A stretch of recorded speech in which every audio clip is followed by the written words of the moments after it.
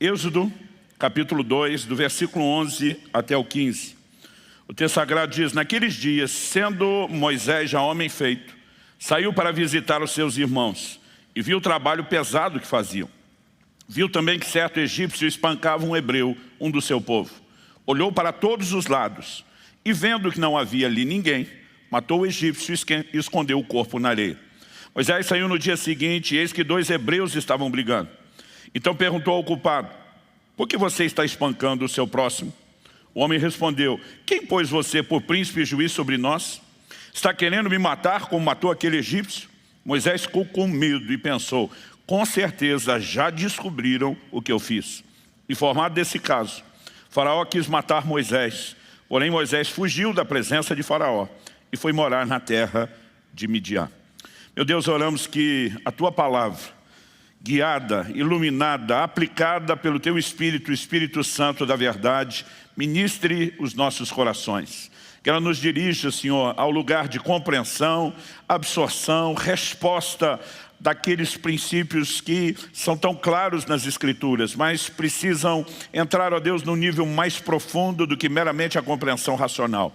E para isso nós suplicamos a Tua graça, a Tua ação nessa hora, em nome de Jesus. Amém.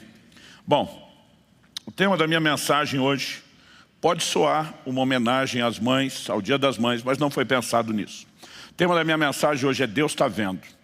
Coisa que muita mãe já falou para os seus filhos. Deus está vendo, meu filho. Eu vou tirar o meu filho e deixar só Deus está vendo. Nesse texto do livro de Êxodo, que de acordo com as aplicações do Novo Testamento foram escritos para nosso ensino e para nossa advertência, a Bíblia fala do momento onde Moisés, que foi adotado pela filha de Faraó, criado no palácio, chega à fase adulta. E ele constata a realidade da dura servidão dos seus irmãos israelitas. Um dia, tomado de um senso de indignação, ele decide vingar um dos seus compatriotas e mata um egípcio. E interessante que o texto diz que ele olhou para todos os lados e vendo que não havia ninguém. Primeiro ele dá uma checada. A versão que eu estou usando diz: olhou para todos os lados. Uma outra tradução diz: olhou para um e para o outro lado. Depois de checar que não estava sob vigilância, ele matou o egípcio. Ele enterrou o corpo na areia. E quando eu era criança e ouvia meu pai contar essa história, ele dizia que Moisés deixou o dedão do pé do egípcio para fora da areia e foi por isso que foi descoberto. Eu acreditei naquilo piamente por anos. E quando eu comecei a estudar o texto bíblico, que eu não achava informação, um dia eu fui perguntar para meu pai: onde está escrito que ficou o dedo do pé para fora, o dedão do pé? Meu pai ria, falou: não, eu estava apenas brincando, dando uma dinâmica na história. Eu falei: o senhor me fez acreditar que a Bíblia dizia isso, Mas o que o texto fala com clareza é que ele checa, não vê ninguém, decide fazer aquilo que provavelmente não teria feito se estivesse sob vigilância, mas que depois acaba sendo descoberto.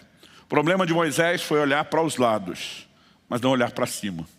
O problema de Moisés foi apenas procurar se alguém no nível horizontal humano estava vendo o que ele fazia e esquecer-se que Deus estava vendo. E que Deus não apenas vê todas as coisas, mas permite que coisas que estão sendo vistas às vezes só por Ele, venham à tona e de alguma forma sejam expostas. Eu quero tomar esse texto para apresentar a você um princípio que ele na verdade está espalhado em toda a Bíblia.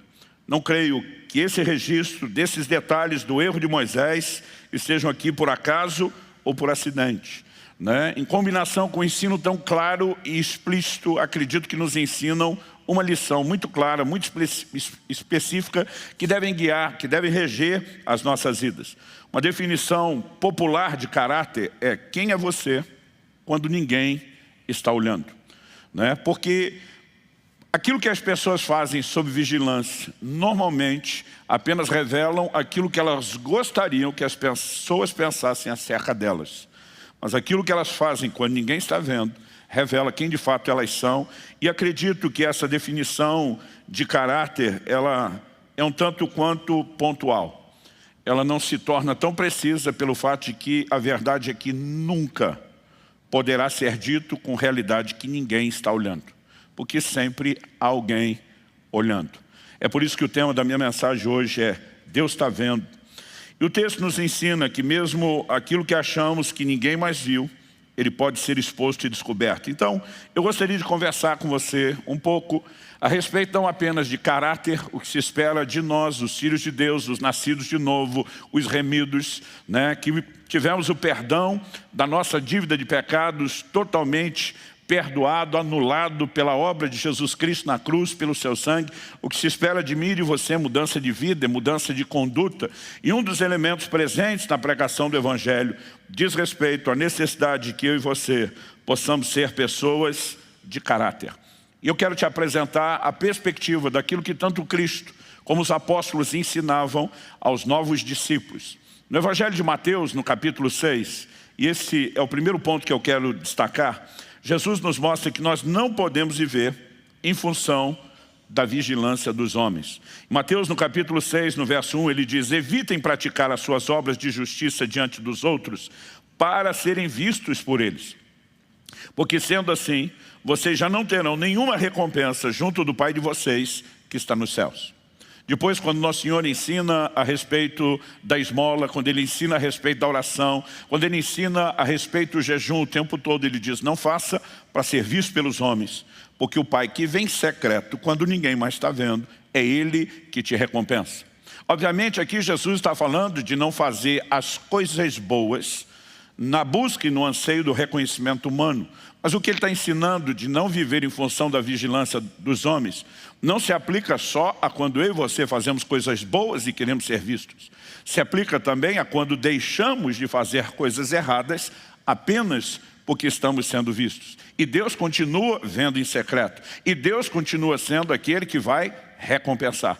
Porque a retribuição, de acordo com o ensino bíblico, é para todo tipo de obra, quer sejam boas, quer sejam más. O apóstolo Paulo, escrevendo aos Colossenses, ensina a mesma verdade. No capítulo 3, dos versículos 22 até o 25, ele diz assim: servos, obedeçam em tudo aos seus senhores aqui na terra, não servindo apenas quando estão sendo vigiados, visando somente agradar pessoas, mas com sinceridade de coração, temendo o Senhor. Tudo o que fizerem, façam de todo o coração, como para o Senhor e não para as pessoas, sabendo que receberão do Senhor a recompensa da herança. É a Cristo, o Senhor, que vocês estão servindo. E quem fizer injustiça, receberá em troca a injustiça feita. E nisto, ninguém será tratado com parcialidade. Então Paulo está dizendo que a produtividade de um servo, hoje não vivemos mais o contexto da escravidão, a gente poderia trazer uma aplicação disso a quem trabalha. Ele está dizendo que a produtividade de um trabalhador não deveria acontecer somente quando existe a supervisão de um chefe ou de um patrão. Que cada crente deveria dar o melhor de si, mesmo que ninguém esteja vigiando. Porque a nossa perspectiva é: nós não fazemos as coisas apenas porque os homens estão vendo. Nós devemos fazer as coisas com a consciência de que Deus está vendo. Quer sejam as coisas boas, que Ele vai nos recompensar de forma positiva. Quer seja evitar fazer as coisas más, que trariam uma recompensa negativa. Eu e você precisamos ter a mentalidade: é por causa de Deus. Quem está entendendo, diga amém. Quem deixa de fazer o mal apenas porque está sendo vigiado, não está preocupado com o seu caráter. Está preocupado apenas com a sua reputação, com aquilo que as pessoas pensam a respeito dele. Preocupar-se com a reputação, zelar por ela, não é algo necessariamente errado. Pelo contrário, a Bíblia diz em Provérbios, no capítulo 22, no verso 1, que mais vale o bom nome do que as muitas riquezas. A Bíblia diz: ser estimado é melhor do que a prata e o ouro. Uma boa reputação é, na verdade, um grande tesouro a ser carregado. O problema não é preocupar-se com a reputação. O problema é quando a reputação se torna um substituto do caráter, em vez de ser uma extensão dele. Se a reputação é uma extensão do caráter, que reflete a disposição de andarmos, como falei alguns domingos atrás, em integridade, a reputação ela está no lugar certo. Se ela se torna apenas um substituto para manter as aparências e substituir a integridade, então nós temos um problema. E quando Deus está dizendo que não devemos viver em função da vigilância dos homens, a palavra de Deus está nos mostrando que todo o nosso comportamento deve ser adotado, pautado por uma consciência: Deus está vendo. Quer seja na hora de dar o melhor de nós, empenho, dedicação, fazendo tudo para o Senhor. Quer seja na hora de evitar fazer aquilo que é errado. O que Paulo em Colossenses 3 não orienta apenas os servos a darem o melhor de si fazendo o que é certo. Quando ele termina dizendo, quem fizer injustiça receberá em troca a injustiça feita, ele está dizendo, tudo terá retribuição, inclusive aquilo que fazemos de forma errada. E no final ele faz questão de frisar, e nisto ninguém, e ninguém aqui significa exatamente o que está escrito, ninguém será tratado com parcialidade. Porque se é um atributo divino no qual a palavra de Deus faz questão de bater na tecla, é a justiça de Deus. Então tudo aquilo que eu e você fazemos de bom jamais será ignorado. Por quê? Por causa da justiça de Deus. Hebreus capítulo 6, versículo 10 diz, Deus não é injusto para se esquecer das vossas boas obras. Todo mundo que está servindo a Deus, está fazendo bem, pode se lançar sobre esse atributo de Deus, a sua justiça, ciente, Ele vai recompensar. Mas por outro lado, todo aquele que comete injustiça, precisa entender que o atributo divino da justiça permanece o mesmo e haverá retribuição para toda injustiça feita. Então, quando nós começamos a pensar nessa perspectiva, a conclusão é, não podemos viver focados apenas na vigilância humana. Porque se em algum momento nos faltar vigilância, como iremos nos conduzir? Nós precisamos, de fato, cultivar essa mentalidade. E mesmo quando ninguém mais, e você tiver talvez todo tipo de garantia, ninguém mais está vendo, algo que precisa ser lembrado é Deus está vendo. Quando falei a respeito de integridade, há 2 domingos atrás, eu citei como exemplo José, o filho do patriarca Jacó, que foi vendido pelos seus irmãos como escravo para o Egito. Lá ele é comprado por Potifar, o capitão da guarda do rei. Lá ele se destaca, ainda que como escravo, ele passa a liderar todos os escravos. Ele ganha uma posição de destaque na casa. E a Bíblia diz que a mulher de Potifar coloca os olhos nele e começa dia após dia, insistentemente, tentar arrastar José para a cama. A Bíblia fala de um dia específico, onde nenhum dos criados estava na casa. Ou seja, na perspectiva humana, não há vigilância, não há rastro, não há possibilidade de alguém tomar conhecimento daquilo que está acontecendo. Mas quando a mulher faz a proposta, a resposta de José é a seguinte, como cometeria eu tamanha maldade contra Deus? Enquanto a mulher naquele momento age como quem diz, meu marido não vai saber, ninguém vai saber. A resposta de José é de quem diz, mas Deus está vendo, e eu não posso ferir o coração de Deus. Me lembro de anos atrás, de uma situação que tive que lidar, graças a Deus vimos restauração a um alto preço, a um alto custo, em meio a muitas dores, mas um casal onde acabou havendo adultério das duas partes. A mulher, quando soube do marido que arrependido vem confessar o que fez, ela praticamente surta com aquela situação e ela decide, por vingança, fazer a mesma coisa. E quando ela conversava diante de mim, ela parecia acreditar que ela tinha o direito de ter feito o que fez, porque afinal de contas ele fez primeiro. E eu lembro que eu falei para ela, querido, eu entendo você ter ficado magoadíssima, profundamente ferida, com raiva do seu marido. Agora a minha pergunta a ser feita para você é a seguinte, o que ele fez contra você e o quanto isso devastou a sua vida, eu entendo. Mas a minha pergunta a ser feita para você é a seguinte, o que é que Deus fez para você? Ela disse como é que é, eu falei, Deus, o que Ele fez contra você? Ela falou, Deus não fez nada, porque o senhor está perguntando isso. Eu falei, porque você não pecou só contra o seu marido.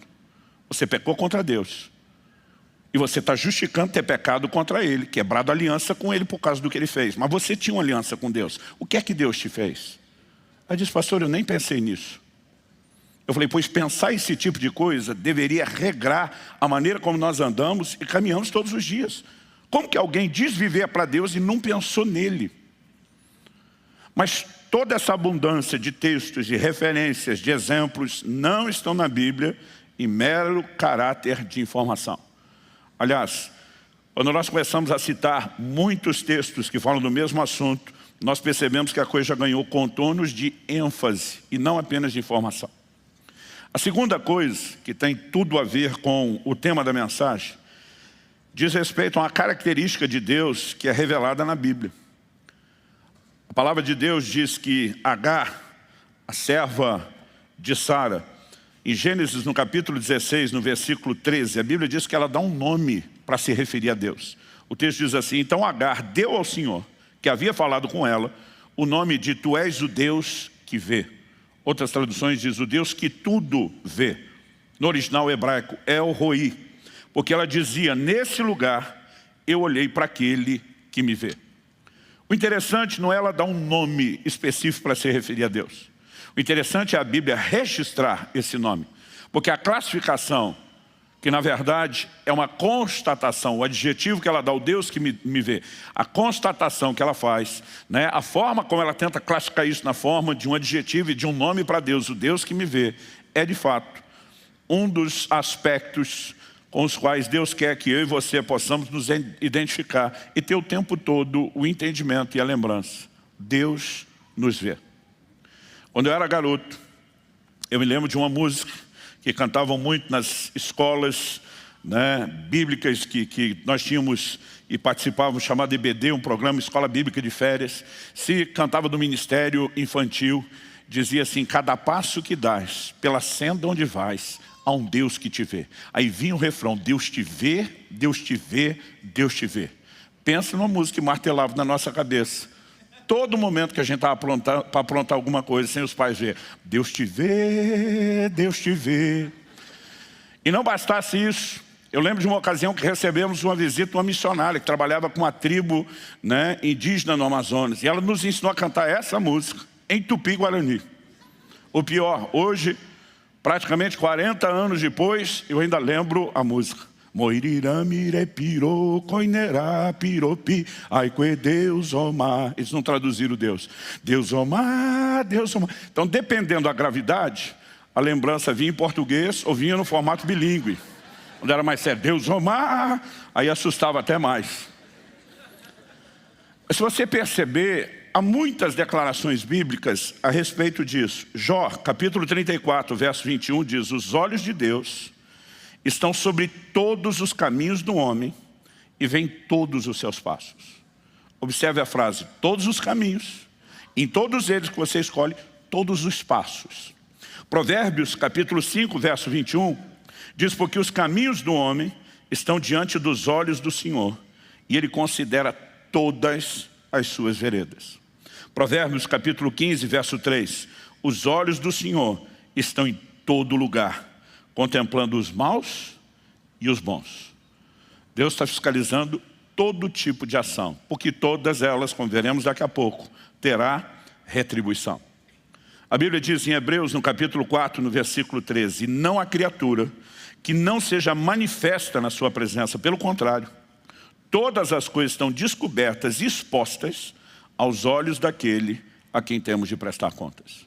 Quando a Bíblia fala de tudo estar descoberto, exposto, manifestado, ou como diz outra tradução, das coisas estarem nuas e patentes aos olhos, não fala apenas aos olhos de Deus, mas aos olhos do Deus diante do qual eu e você teremos que prestar contas. A ideia e o conceito de um Deus que vê tudo sempre está relacionado e amarrado com o próximo aspecto que nós vamos falar, que tem a ver com a ideia e o conceito de juízo. O próprio Senhor Jesus, se dirigindo à igreja de Tiatira, uma das 7 igrejas da Ásia, a quem cartas foram endereçadas no Apocalipse, Ele se apresenta como aquele que tem os olhos como chama de fogo e os pés semelhantes ao bronze polido. Eu quero ler esse texto, que é a maior parte da epístola, né, da carta dirigida a essa igreja. Apocalipse 2, de 18 a 23, diz assim: ao anjo da igreja em Tiatira escreva: essas coisas diz o Filho de Deus. Então Cristo se posiciona dizendo: sou eu, que tem os olhos como chama de fogo e os pés semelhante ao bronze polido. Conheço as obras que você realiza, o seu amor, a sua fé, o seu serviço, a sua perseverança e as suas últimas obras mais numerosas do que as primeiras. Porque quando a Bíblia fala de Deus olhando, já enfatizamos isso, Ele está vendo tudo, o que fazemos de bom, mas também o que fazemos de ruim. Então primeiro Ele destaca aquilo que de bom estava sendo visto, mas Ele diz assim: tenho porém contra você o fato de você tolerar que essa mulher Jezabel, que se declara profetiza, não somente ensine, mas ainda seduza os meus servos a praticar a prostituição e a comer coisas sacrificadas aos ídolos. Dei-lhe tempo para que se arrependesse, porém ela não quer se arrepender da sua imoralidade. Eis que eu farei com que fique acamada, trarei grande tribulação aos que com ela adulteram, caso não se arrependam das obras que ela incita. Matarei os seus filhos e todas as igrejas saberão que eu sou aquele que sonda mentes e corações e retribuirei a cada um de vocês segundo as suas obras. Na verdade, se você perceber, há um jogo de palavras na maioria dessas cartas às igrejas com a forma como Jesus se identifica no início e a aplicação final que ele faz. Então no início diz, eu sou aquele que tem os olhos como chama de fogo. E no final ele diz, todas as igrejas saberão que eu sou aquele que sonda mentes e coração. Tem os olhos que tudo vê, que a tudo perscruta.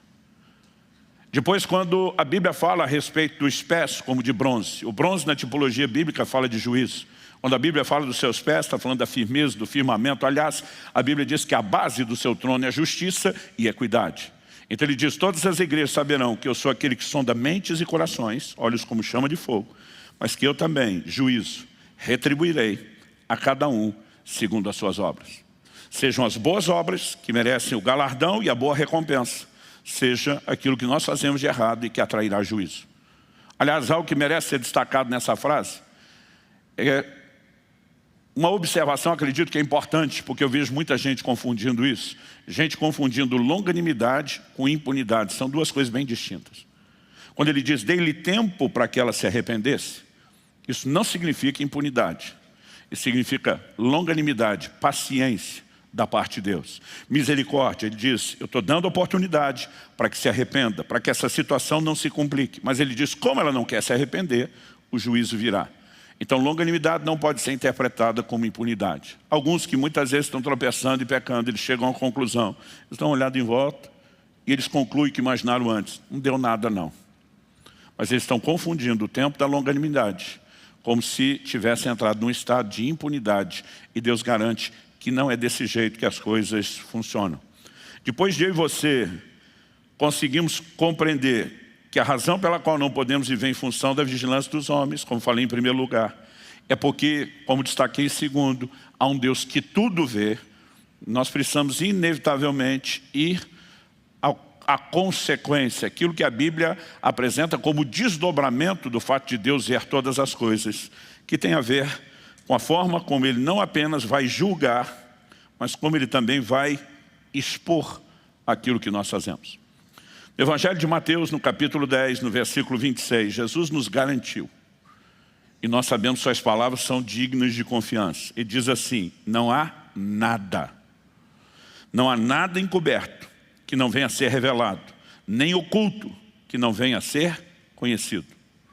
Jesus está dizendo, algumas coisas podem estar em segredo hoje, mas não há segredo garantido para sempre. Algo que eu e você precisamos entender como fato fundamental, inquestionável na Escritura. Não há sigilo que não será violado. Não há segredos que ficarão sem ser expostos. Aliás, o apóstolo Paulo, ele diz em Romanos 2,16, no dia em que Deus, por meio de Cristo Jesus, julgar os segredos das pessoas, de acordo com o meu evangelho. Ele está dizendo, Deus julgar não tem nada a ver com você ter um olhar simplesmente do Antigo Testamento, do tempo e do período da lei, como se o Deus da antiga aliança fosse diferente do Deus da nova. Paulo diz, de acordo com o meu evangelho, se há algo inquestionável que acompanha o evangelho, é que Deus vai julgar os segredos das pessoas. Em Atos capítulo 24, versículo 25, a Bíblia diz que quando Paulo está testemunhando diante de Félix, governador romano, ele anuncia verdades ligadas à justiça, ao domínio próprio e ao juízo vindouro. Ele está pregando o evangelho. Ele está se dirigindo a um cara que nem se converteu, mas ele já está embutindo na pregação conceitos sobre juízo vindouro, porque isso não pode ser simplesmente separado, dissociado do evangelho que nós pregamos. O livro de Hebreus diz lá no capítulo 6, ele fala sobre os princípios elementares da doutrina de Cristo. Rudimentos, são fundamentos, alicerces. Ele destaca 6 coisas. Nessas 6, as 2 últimas são, ele fala da ressurreição dos mortos, e em último lugar, o juízo eterno. No mesmo livro de Hebreus, o autor diz no capítulo 9, o verso 27, aos homens está ordenado morrer uma só vez, vindo depois disso o juízo.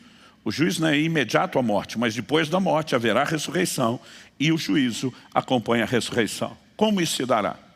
Falando de nós, os que nos convertemos, porque todos serão julgados, mas falando de nós especificamente, Paulo diz em 2 Coríntios, no capítulo 5 e no versículo 10, importa que todos nós compareçamos perante o tribunal de Cristo, onde cada um de nós receberemos tudo aquilo que fizemos por meio do corpo.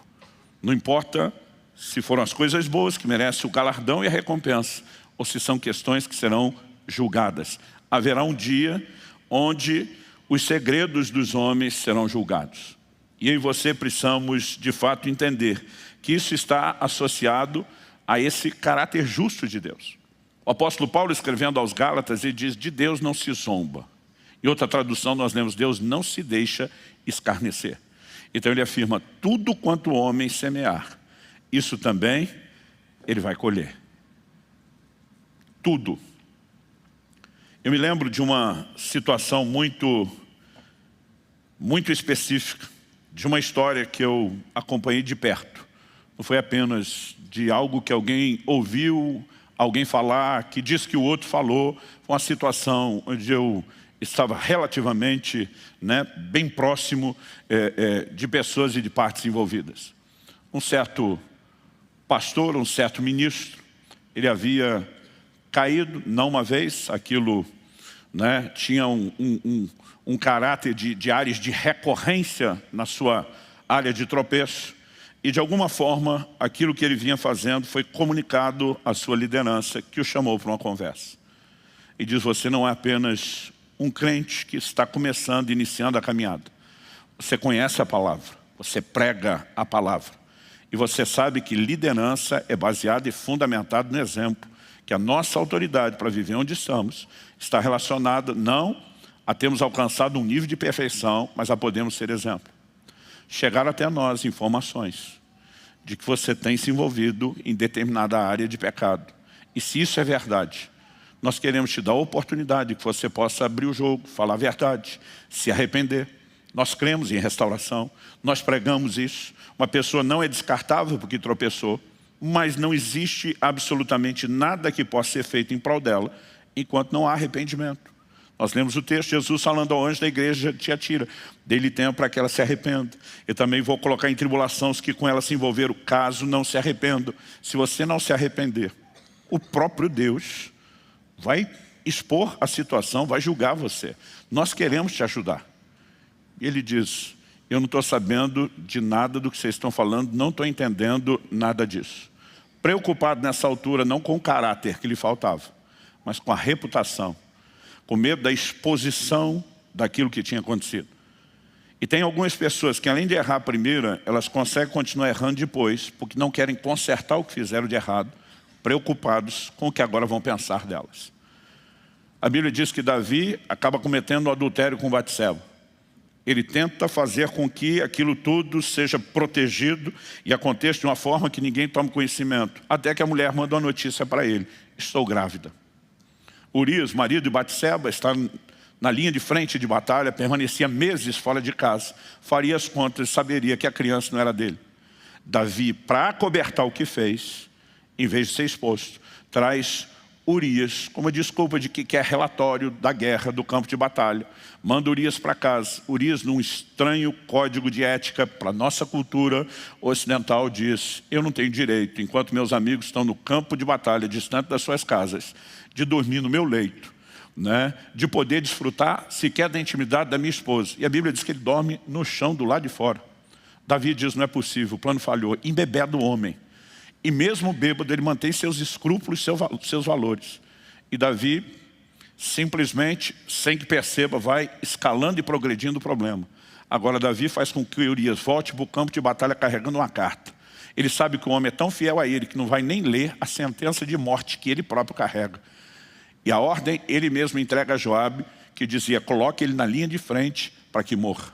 Aquilo que começa com adultério, termina com homicídio.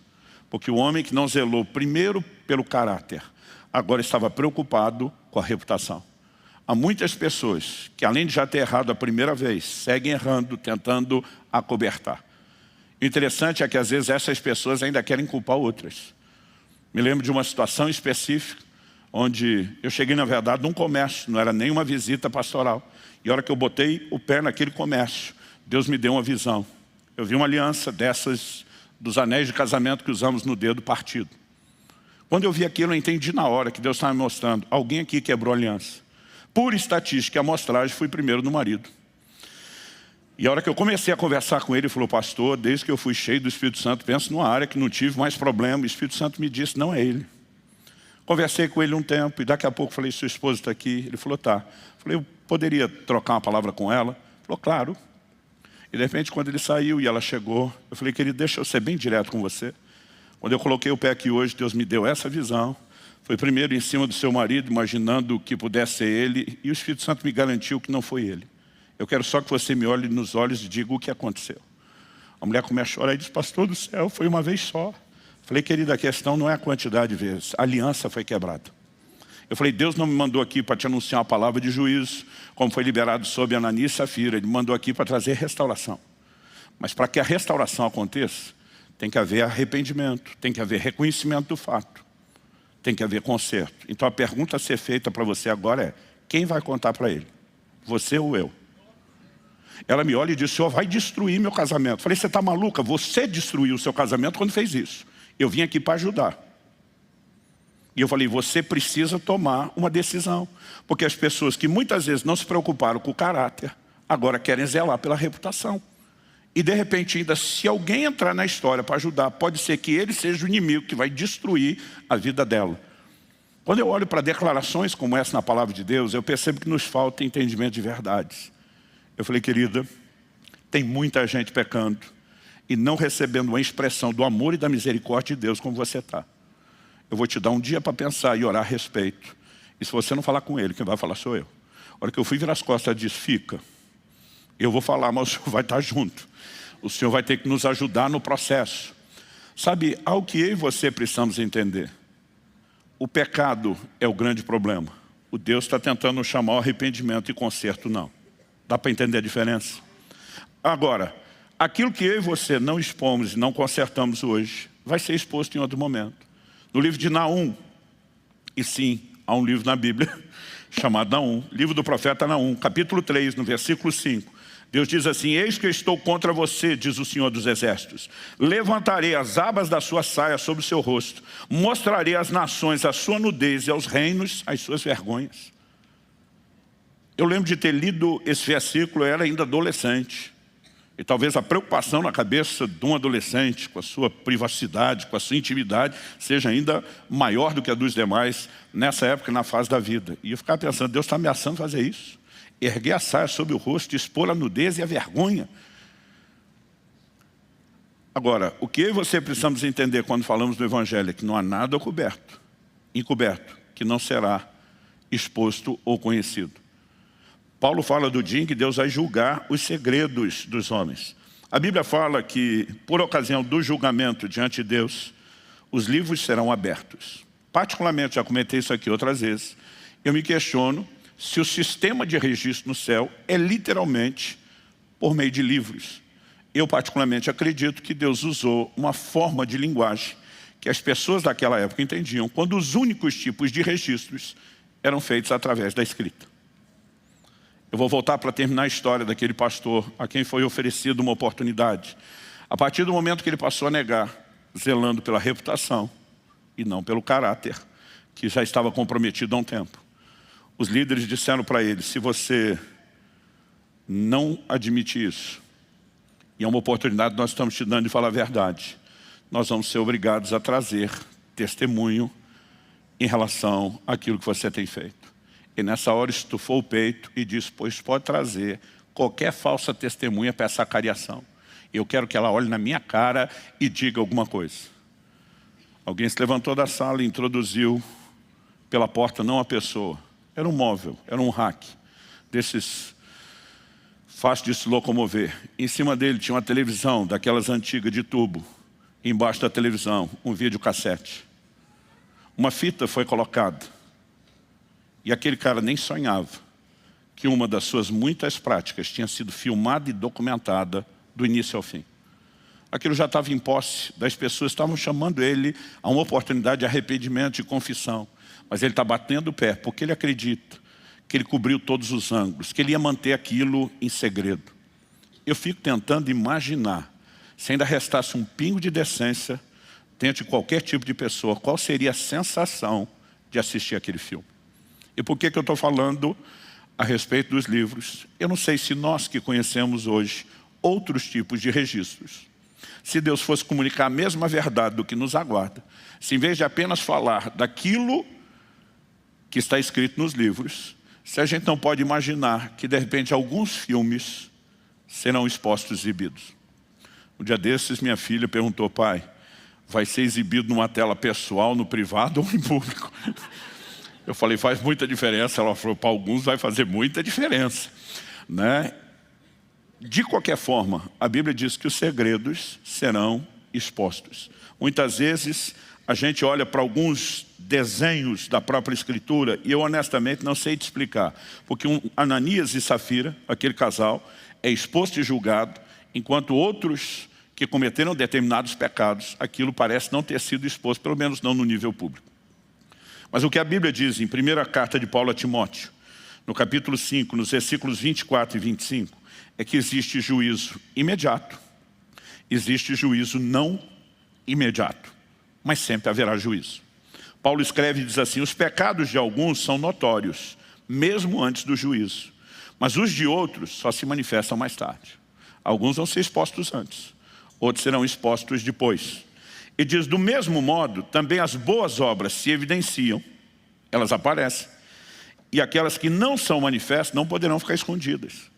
Deus vai trazer à tona. Por quê? Ele vai trazer recompensas boas e positivas também. Então, quando falamos daquilo que é bom, a Bíblia está cheia de exemplos. Mardoqueu, o tio de Esther, descobre uma conspiração para tirar a vida do rei, que era o imperador que governava o mundo dos seus dias. Ele, para não ser cúmplice daquele erro que ele toma conhecimento, ele alerta ao palácio, a conspiração foi desbaratada, a vida do rei foi preservada, ninguém sequer lhe agradeceu. O que eu e você precisamos entender é que, independente das pessoas reconhecerem o que fazemos ou não, como dizia mamãe, Deus está vendo. E para mim e para você isso é que importa. Se isso não se tornar manifesto agora, será reconhecido um dia, porque Deus é o justo juiz. Quem está entendendo, diga amém. Mas há momentos onde Deus diz: mas não quero deixar escondido só até o dia do juízo. Ele olha para Mardoqueu e diz: vou guardar o seu crédito por um tempo, até que você precise mais. Um dia antes da nação de Israel ter a sua existência ameaçada por causa de um decreto que permitiria, o extermínio, o genocídio de uma linhagem, o rei não consegue dormir, perde o sono. E acredite, a divina providência está por trás disso. Esse homem, numa época que não tinha televisão nem internet para se entreter à noite, pede a um dos seus servos que traga uma das crônicas do reino para ler. Fique imaginando, devia ser muito interessante. O tédio de não dormir tornava qualquer coisa interessante. E eu imagino aquele servo indo naquela prateleira cheia de muitos registros, e ele acha que ele está fazendo uma escolha aleatória. Mas a divina providência guia a mão desse cara. Ele simplesmente traz uma das crônicas e começa a ler. Qual era a história? Como Mardoqueu havia informado o palácio de uma conspiração contra o rei. A conspiração foi constatada, desbaratada, a vida do rei foi preservada. Depois de ler isso tudo, o rei pergunta: e o que é que fizeram para recompensar esse homem? O servo diz: não fizeram nada. Não. Uma coisa dessa não pode ter ficado sem recompensa. Rei, se tivesse sido feito, estaria no registro. Não está no registro, não fizemos. É naquele momento que o rei diz: então nós temos que consertar o erro. E Deus guarda o crédito para a hora certa. Ele tem razões pelas quais algumas vezes o bem que fazemos é exposto antes ou só depois. E ele também tem as suas razões pelas quais o mal que fazemos é exposto antes ou será só depois. Mas algo que não pode ser negado quando falamos da verdade do Evangelho é que um dia Deus há de julgar os segredos dos homens. Aonde isso deveria nos levar? A um tipo de atitude diferente, Moisés. Em vez só de olhar para um lado, olhar para o outro, ou como diz a versão que eu li, para todos os lados, Moisés devia ter olhado para cima. E devia ter lembrado: Deus está vendo. Se você tivesse a mais absoluta certeza e convicção de que ao fazer algo nunca ninguém jamais saberia, você sentiria tentado a cruzar alguma linha, algum limite. Se você em algum momento acreditar nisso, é porque você de fato ainda não entendeu a perspectiva de caráter, não no ditado popular, o que você é quando ninguém está olhando, mas o que você é quando sabe que Deus está vendo, mesmo quando ninguém esteja. Sabe, eu e você precisamos entender esse volume de versículos. E acredita, eu estou resumindo o assunto. Não está aqui na Bíblia apenas para encher, para ganhar espaço e tornar o livro maior. Deus foi além da informação. Ele entra no nível de ênfase. E Ele quer que eu e você, mesmo os crentes que vivemos na nova aliança, que conheçamos a graça, possamos ser também tomados pelo temor do Senhor. O temor do Senhor é importantíssimo. Diz Paulo em 2 Coríntios 7:1, para aperfeiçoar a nossa santidade. E diz, aperfeiçoando a santidade no temor do Senhor. Deus não quer que nós saibamos que Ele está vendo e que vai retribuir tudo. Simplesmente, só para que a gente imagine que o prazer dEle é fiscalizar. De alguma forma Ele quer que isso provoque em nós algum tipo de reação. E se eu e você aprendemos a viver com essa mentalidade, vai fazer toda a diferença no dia a dia, na maneira como nós caminhamos, na forma como nós nos conduzimos. Meu amigo Danilo Figueira, pastor da comunidade cristã de Ribeirão Preto, tuitou anos atrás, eu fiz questão na época de copiar e guardar isso. Ele fez a seguinte afirmação, o que sou a luz, quando ele fala de luz e trevas, está falando em público ou sozinho, o que sou a luz determina minha credibilidade. O que sou no escuro determina minha autoridade. Diante dos homens precisamos de reputação, pois ela traz credibilidade. Mas diante de Deus o que vale é caráter. E daí é que vem a autoridade. Smith Wigglesworth, o apóstolo da fé, dizia, deveríamos estar mais preocupados com um caráter nobre e rico do que com uma boa reputação. A popularidade pode ser alcançada muito rapidamente, mas um caráter nobre é o produto de anos de treinamento e disciplina divinos. Ou seja, é o que eu e você construímos ao longo dos anos. Que Deus nos ajude a ter a percepção correta daquilo que Ele nos ensina, daquilo que Ele nos orienta, e que a gente possa corresponder à altura. É a minha oração em nome de Jesus. Quando eu era garoto, eu lembro de uma frase que meu pai repetia, dizendo que a voz de Deus tinha eco. Porque o salmista diz assim, uma coisa disse Deus, 2 vezes eu ouvi.